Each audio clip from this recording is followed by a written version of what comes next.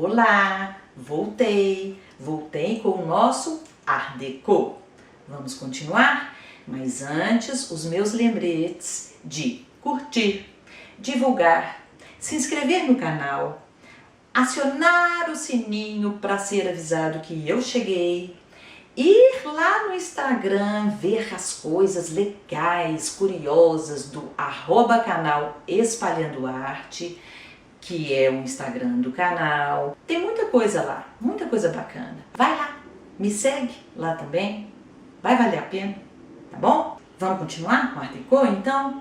Lembrando da aula passada, quando eu falei que o Art Deco é um estilo muito misturado, muito diverso, que pega tendência, referência em várias coisas, em vários lugares, em várias épocas, e que por isso eu comparei ele com uma esponja que vai absorvendo as coisas, tudo que estava em voga na época.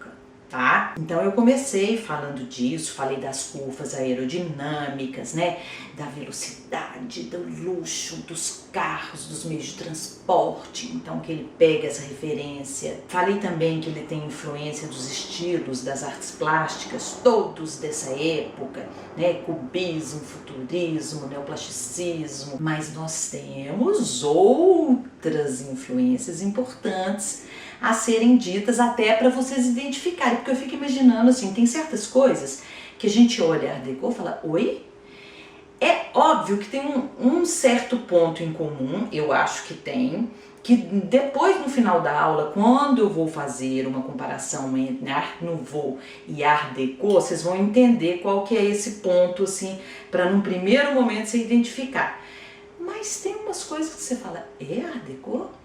Então, por isso, a gente precisa entender da onde que ele está tirando essas referências, tá? Onde que ele está buscando, ok? Outra questão a ser considerado foram os eventos ocorridos fora do mundo das artes plásticas que acabaram por se revelar muito inspiradores e estimulantes para o Art Deco, como, por exemplo, a descoberta do túmulo de Tutankhamon em 1922 no Egito. Gente, foi uma febre de Egito para tudo quanto é lado. Na moda, no design de interiores, em tudo quanto é lado. Todo mundo queria, né? Porque era uma coisa nova, assim, do passado, exótica, né? Diferente. O túmulo do Tutankhamon, com tudo conservado, móveis, barcos, era muito interessante, né? Muito diferente. E aí se deu o que se chamou inclusive de egiptomania, que foi essa mania de Egito da década de 20. O Art Deco pegou? Óbvio, né? A esponja ia deixar isso para trás? Ah, mas não ia mesmo. E aí marcou o início dessa moda, que a gente vai ver agora, dos motivos egípcios. Olha a porta do elevador do hall de entrada do edifício Chrysler, mais uma vez, de Nova York. Obviamente, você vê essa porta, você identifica, né, assim, esse visual, essa estética como egípcia, mas se a gente quiser ainda comparar, dá para ver que essa é uma flor de lótus, né, que é uma simplificação egípcia para a flor de lótus esquematizada, que virou um símbolo egípcio, né, da flor de lótus, que tinha um significado importantíssimo para eles, e a gente vai ver ela colocada aqui sem significado nenhum. Ela está colocada porque estava na moda, motivos egípcios, e aí total cara de Egito, né? Mas que também, por um outro lado, tudo se mistura, né, gente? Porque a estética egípcia é muito geométrica, é muito simplificada. Esta flor de lótus, foi simplificada geometricamente, se você pensar bem, que é uma coisa do cubismo. Então as coisas se misturam mais ainda, né? Porque o cubismo tem olhar nessas civilizações primitivas mais geométricas, mais simplificadas, né? Mais genuínas. Entendem? Um outro exemplo é esse relógio de Cartier, designer super chique da época, né? Que é literalmente um templo egípcio, literalmente. Que também está aí meio sem que nem porquê, né? Ou seja, está aí de uma forma decorativa, é o que eu falei. O Art Deco não tem nada de filosófico, ele é meramente decorativo. Esse templo está aí para homenagear o Egito que estava na moda. Ponto. Os motivos egípcios eram populares, mas a arte maia também foi muito influente nessa época. As selvas de Yucatán revelavam cidades e templos regularmente abandonados. Enquanto a maioria das ruínas astecas eram conhecidas bem antes da década de 20, as descobertas maias eram recentes. Então, estavam chamando bastante atenção. E muitos edifícios, na sua arquitetura, olhavam para a forma de ruínas maias, como as pirâmides maias escalonadas, que forneceram o típico padrão zigue-zague escadinha do Art Deco. Gente, é engraçado, né? Olha, por exemplo, na arquitetura. Na arquitetura fica super clara. Olha o edifício Paramount em Nova York. Tem maior cara de pirâmide maia, né? Da Chichén Itzá, lá no México, por exemplo. Né? Essa coisa escalonada, escadinha. Esse desenho escadinha, ele se torna, assim, um clássico Art Deco. Eles vão usar isso de várias formas, não só na arquitetura, mas como um elemento estético, em vários momentos. Mais lá pra frente a gente vai falar do desenho escadinha, tá? E entrando também para dentro dos edifícios, olha o saguão do edifício Film Center em Nova York. Esse é uma overdose de maia. É super, hiper, trans, mega, plus, blaster, referência, seja nas cores, nas formas geométricas, nas formas piramidais. É um excesso, né, literal de motivos maias. Pois então, a arquitetura Art Deco também usou novos materiais, reforçando o estilo bem misturado com linhas aerodinâmicas, curvas arrebatadoras e raios de sol estilizados. Essa arquitetura muitas vezes representou o progresso científico e o consequente aumento do comércio, tecnologia e velocidade. O melhor exemplo é o edifício Chrysler, de William Van Allen, que é bem contraditório se você for ver essa arquitetura, né, das pirâmides maias, esse interior também, maia, etc e tal, e agora o edifício Chrysler, que já é assim um ode ao futuro. Bem, é interessante a gente saber que esse edifício foi financiado por Walter Chrysler, fundador da empresa automobilística Chrysler, e os detalhes arquitetônicos foram projetados para fazer referência aos produtos Chrysler.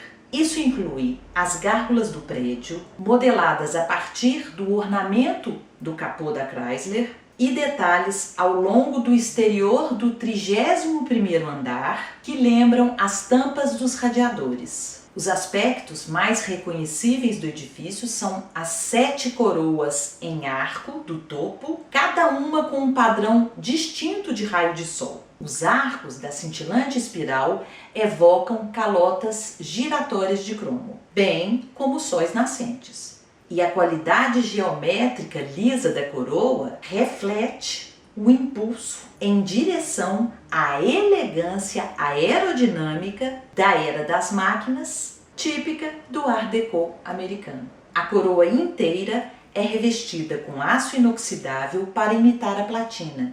Nessa época, a platina era o metal mais valioso, mais desejado.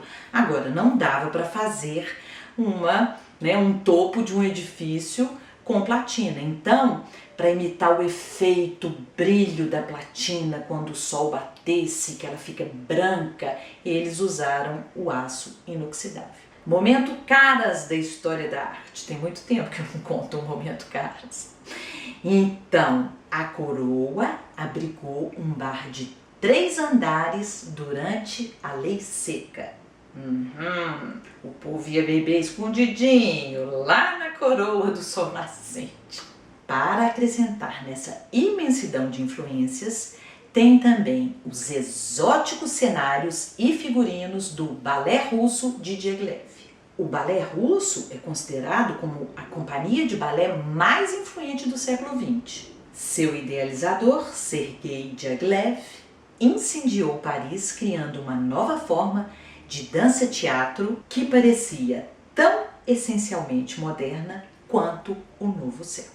O balé russo também estava na onda do Egito, a egiptomania, como podemos ver nessa foto da bailarina russa Lubov Kernikeva, que retrata Cleópatra no balé Balanchine, isso em 1920. Mas seu exotismo vai além do Egito, introduzindo também a moda dos trajes orientais e árabes. E aí, quando a gente compara um dos espetáculos, do balé russo, do Diaghilev, o Sherazade, com as esculturas do artista romeno Demetri Kiparus, fica muito clara essa influência que o balé teve no Art Deco. A gente vê, que a mulher dessas estatuetas do Kiparus, essa mulher é ousada, moderna, exótica, misteriosa como as personagens do balé russo. Uma outra coisa interessante para a gente observar nessas estatuetas é que claramente a gente vê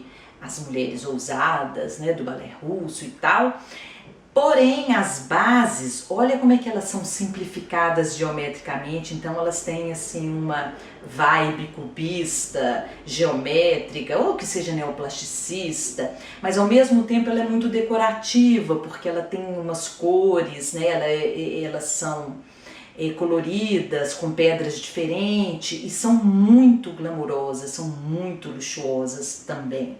E nesse momento nós temos que falar um pouco da mulher Art Deco. Já sabemos que os anos 20, pós Primeira Guerra Mundial, foram uma época de mudanças sociais e políticas na Europa e nos Estados Unidos. Juntamente com o alto crescimento econômico e a crescente cultura de consumo, muitas mulheres experimentaram a liberdade.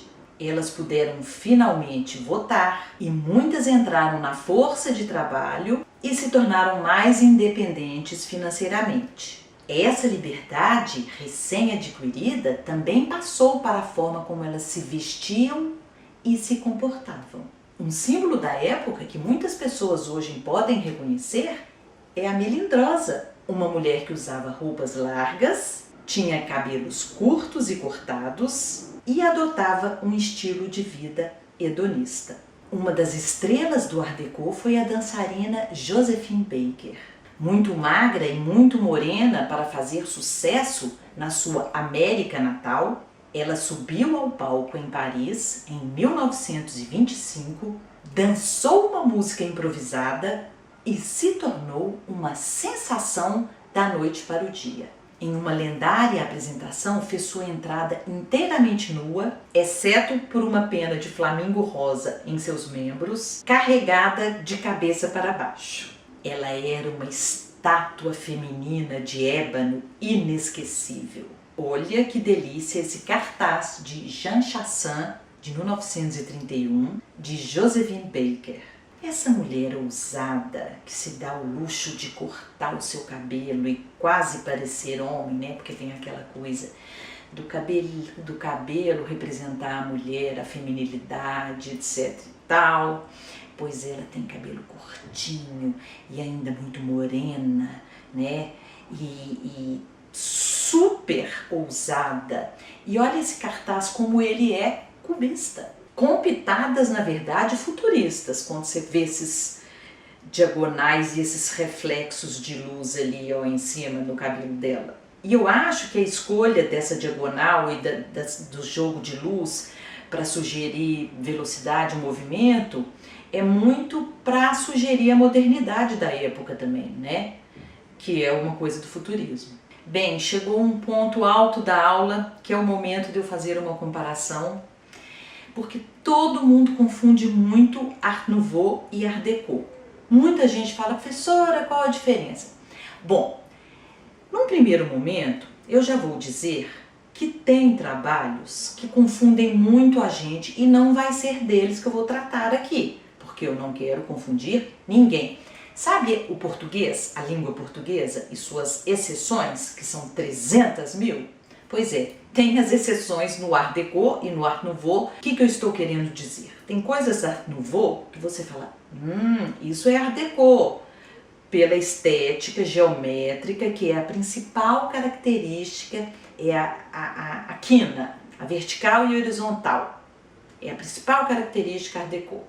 E aí tem momentos no Art Nouveau que você vê alguma coisa assim. Então eu não quero tratar desses assuntos. Aí, num futuro, quem sabe, a gente faz isso mais detalhadamente. Agora, no primeiro momento, eu quero que vocês consigam, nos exemplos clássicos de Art Nouveau e de Art Deco, saber a diferença entre os dois. Saber identificar com o olhar, falar isso é Art Nouveau e isso é Art Deco. Levando em consideração que vão ter alguns, né, que são, tá?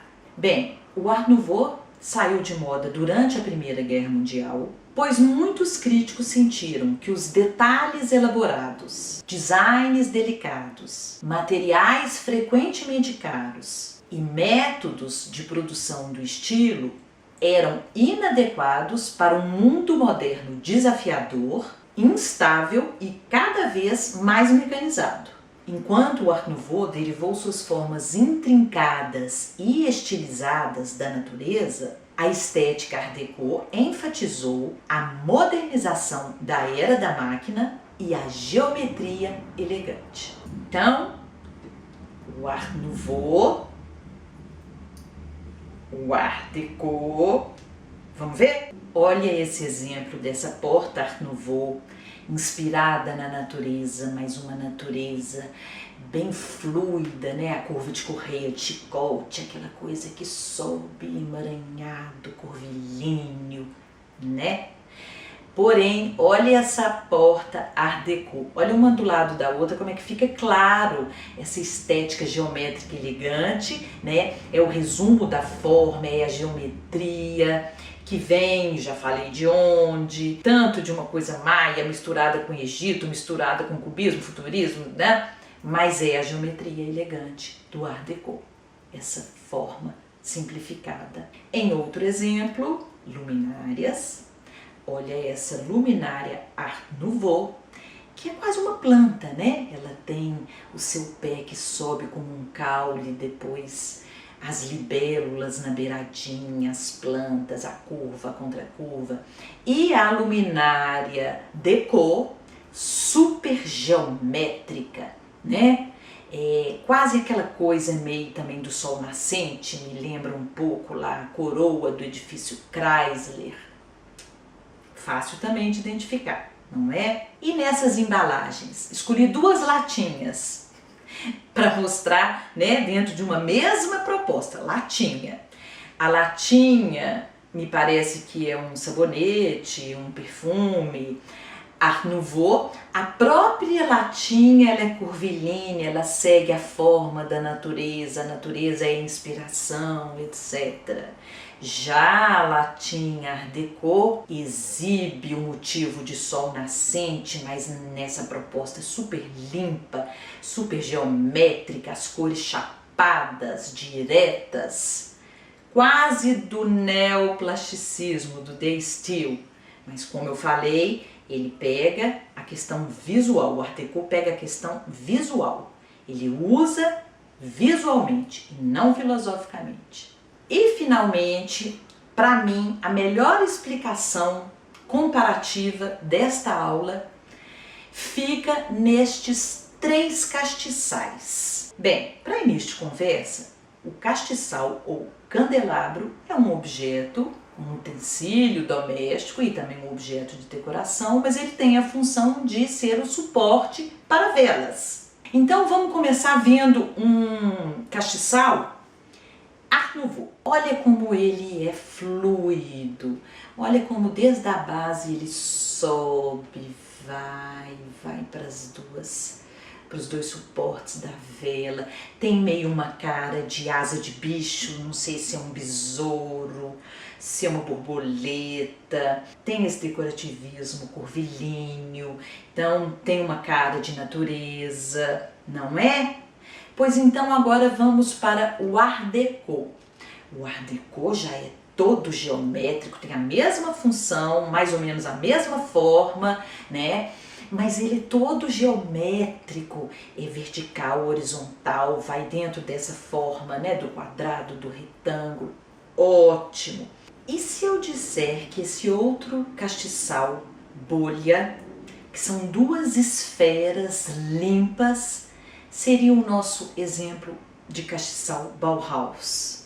Então, a forma segue a função. Lembram dessa máxima da Bauhaus? É isso que ele faz. Ele não tem nada. São duas bolhas com buracos para você colocar a vela. Ponto. São duas esferas limpas, não tem cor, não tem ação do artista em um ornamento, não tem textura, são absolutamente simples, limpos. A forma está ali para seguir a função. É o genuíno, né, da forma, a forma geométrica mais básica, é a esfera pura que segue a função de sustentar, né, a vela. Mas aí você me fala, mas o exemplo Art Deco também é super resumido, super geométrico. Sim, mas ele tem listrinhas, ele tem escadinha. Olha na base dele como é que tem uma escadinha, quase uma pirâmide invertida. Olha essas listrinhas do corpo dele. Olha nos containers das velas, como é que é tudo listradinho. Para que tem essas listrinhas? Só para dificultar a limpeza, né? Você vai ter que ficar lá minuciosamente limpando, porque quanto à função, não tem necessidade dessas listras. Então é aquela coisa do Art Deco, que pega a geometria, né? Por isso que a gente fala de uma geometria elegante quando a gente fala de Art Deco, porque é uma geometria para enfeitar, né? Ela não tem o filosófico, o funcional, né? O intelectual da Bauhaus, dos estilos neoplásticos e suprematistas, até o espiritual às vezes que tinha. Não tem. Tá ali para enfeitar, né? Agora, é uma forma geométrica? É básica? É limpa? É. Mas vocês entenderam a diferença entre o Deco e a Bauhaus? Eu acho esse exemplo sensacional e com Art Nouveau também, tá? Há quem goste de falar de pintura Art Deco. Eu não gosto. Tá, gente? A professora que vos fala, não gosto. Porque o Art Deco, como o nome já diz, refere-se a artes decorativas. E a pintura vai para o patamar das artes maiores, do museu, da moldura, separado da vida. Então, como no Art Nouveau, o Art Deco também não é um estilo de pintura. Tem uns exemplos? Tem. Mas eu não acho que cabe aqui, porque eu acho até que confunde um pouco. Porque não é a vibe do Art Deco. O Art Deco é um estilo decorativo. Tanto é que as esculturas lá do Kiparus são estatuetas de decoração, objetos de decoração, ok? Então hoje nós ficamos por aqui. E se você está se divertindo, aprendendo com as minhas aulas, não me agradeça. Agradeça aquele lindo pessoal lá do Patreon que tem contribuído para que esses vídeos aconteçam. O meu muito obrigado. Vejo vocês na próxima aula, ainda continuando com arte moderna, tá bom? Muito obrigada, beijo, tchau!